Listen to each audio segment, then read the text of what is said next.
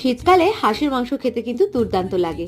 আজকে তাই শেয়ার করছি হাঁসের মাংসর একটা দুর্দান্ত রেসিপি।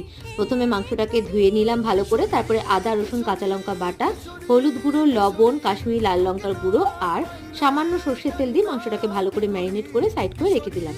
এরপরে দিলাম কড়াইতে সর্ষের তেল। সর্ষের তেলটা গরম হয়ে গেলে সাদা জিরে ফোড়ন দিয়ে পেঁয়াজগুলোকে ভালো করে ব্রাউন করে ভেজে নেব। তারপরে ম্যারিনেট করা মাংসটাকে দিয়ে ভালো করে কষতে থাকবো। মাংসটা সামান্য কষানো হয়ে গেলে দিয়ে দিলাম টক দই।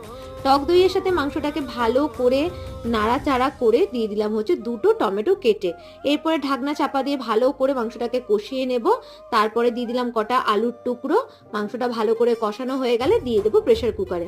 প্রেসার কুকারে দেওয়ার পরে দিয়ে দেবো গরম জল আর সামান্য একটু গরম মশলা গুঁড়ো। ব্যাস, এরপরে 3-4টে সিটি দিয়ে দিলে কিন্তু রেডি আমাদের হাঁসের মাংস।